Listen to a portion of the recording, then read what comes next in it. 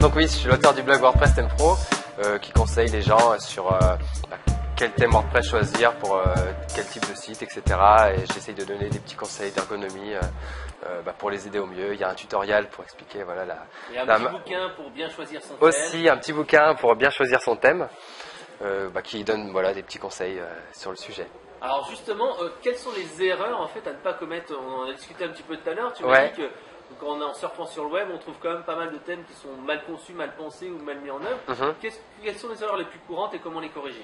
Alors, c'est pas vraiment des erreurs, mais ce serait plutôt des erreurs en termes de choix, de ciblage de thèmes. Parce que les lecteurs de mon blog essayent plutôt de chercher un thème pour un plombier, un thème pour un boulanger, un thème pour toutes sortes de catégories de métiers.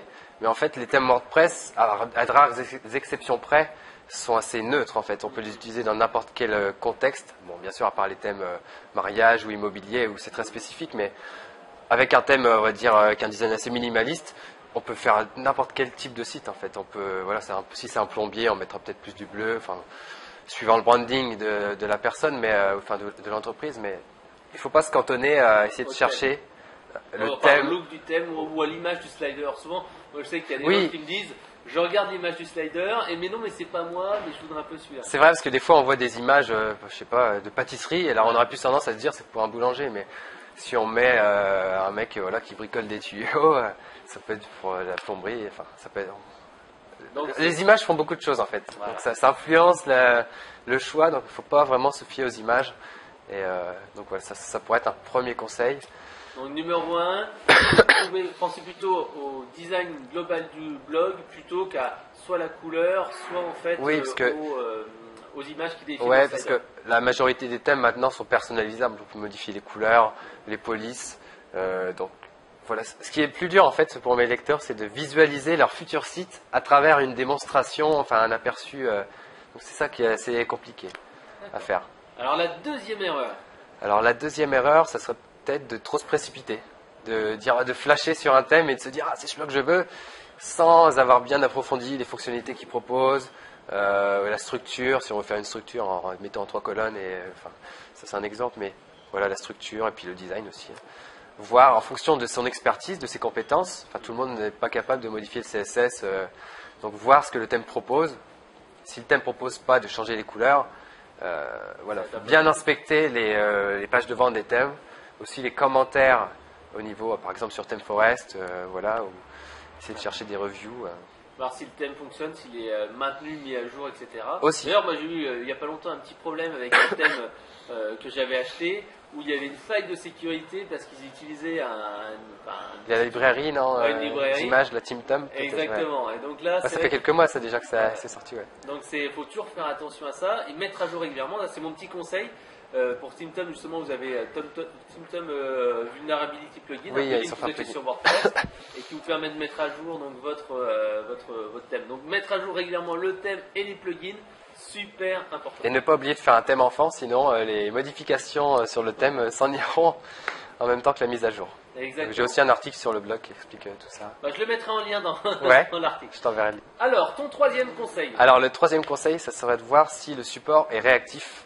Donc si les gens répondent assez vite aux demandes. Donc le petit conseil que je pourrais donner, ça serait déjà d'envoyer un mail à l'auteur du thème pour voir s'il répond assez rapidement en posant une question basique sur le thème. Est-ce que je peux élargir les couleurs? Voilà, est-ce que je peux augmenter la taille? Une question basique. Donc voilà, et donc à partir de ça, on peut se dire voilà, est-ce que la personne répond rapidement? Ça peut être un indice en fait. Ouais. Donc sur ThemeForest, des fois le support se fait dans les commentaires, mais on voit de plus en plus les auteurs qui créent un forum dédié. Donc, c'est vrai que les commentaires, c'est pas facile de retrouver l'information, on galère un peu. C'est qu'un forum dédié, dans ce cas-là, c'est plus pratique. Donc voilà, il y a ça. Et donc, si après, on n'est pas forcément sur ThemeForest, mais pour les boutiques, on peut envoyer simplement un mail aux auteurs pour avoir un petit aperçu de la réactivité. D'accord. Alors au niveau des plateformes de thèmes, tu en recommandes plusieurs. Quelles sont celles pour toi qui sont les plus efficaces? Est-ce qu'on tape dans Google thème gratuit, puis on se retrouve avec un thème avec en footer des liens, du code et des choses comme ça qui renvoient vers n'importe quoi? Ou est-ce qu'on va plutôt dans des plateformes professionnelles? On fait appel à un freelance, on fait appel à un designer? Bah après, on revient un petit peu à ce que je disais tout à l'heure, tout dépend de ses compétences en fait. Si on se sent capable de l'installer soi-même, on peut partir comme ça. Donc après au niveau du gratuit ou du payant, à voir aussi, sachant que le gratuit, il y a généralement moins d'options de personnalisation dans l'administration, donc il faudra plus mettre les mains dans le code. Donc après dans le premium, il y a moins besoin, mais on peut toujours être amené, si on veut vraiment quelque chose de très pointu qui n'est pas prévu à la base par le thème, être amené à bidouiller le code. D'accord. Voilà. Alors parmi les plateformes que tu recommandes, je sais qu'il y a Wootem que tu recommandes, Ouais, ThemeForest. j'aime bien. Enfin, Quels sont, en fait, ThemeForest, les- c'est assez varié en fait, parce Alors que vas-y. ThemeForest, en fait, comme c'est une marketplace, une place de marché, chaque auteur est différent, donc on peut pas. Parce que voilà, j'ai aussi eu des retours sur ThemeForest, des gens qui me disent ouais, ThemeForest, c'est pas bien, mais en fait, c'est l'auteur auquel ils ont acheté le thème qui n'est pas bien, parce que les auteurs, enfin, je sais même pas combien il y a d'auteurs sur ThemeForest, mais je sais qu'il y a environ 100 à 150 thèmes par mois qui sortent. Donc voilà, il y a du monde, et après voilà, il y a du bon et du mauvais, hein, c'est comme tout, sur toutes les places de marché, voilà, si on va freelance, sur Elance, il y en a des bons, il y en a des mauvais, voilà. Ok. Alors, un dernier conseil pour ceux qui voudraient personnaliser un thème WordPress, si tu as quelques petits trucs et astuces. Alors après, personnaliser, c'est un vaste mot. Alors, du niveau basique, on va dire changer quelques petits éléments de base. Alors peut-être voilà, commencer à apprendre comment fonctionne le CSS peut-être, puis voilà, créer un thème enfant. Donc voilà, on en a parlé tout à l'heure, tu mettras le lien en dessous.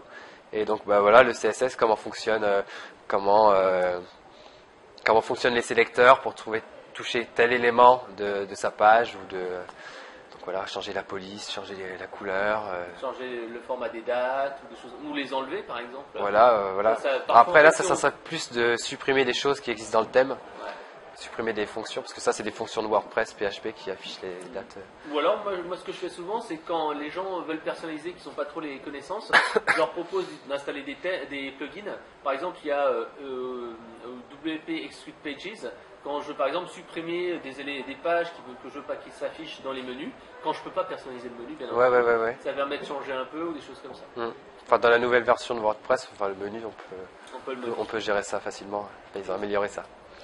Voilà. Alors, est-ce que tu as une petite information à nous donner juste avant de pouvoir aller connaître l'adresse de ton site internet et pouvoir voir la liste des thèmes du mois? On peut peut-être parler du projet sur lequel Allez, vas-y. je suis en train de travailler. Donc voilà, en plus de présenter des thèmes tous les mois, je suis en train de travailler sur un projet de boutique de thèmes. Donc un peu comme, donc pas comme ThemeForest parce que ça c'est une place de marché, mais plus comme dans le Wootem ou voilà, il y en a pas mal. Donc l'objectif, ça serait de proposer au marché francophone des thèmes en français. Donc le premier, au début, il n'y aura qu'un seul thème. Enfin, voilà, enfin, on va essayer d'y aller tout doucement, de voir comment ça fonctionne et donc voilà.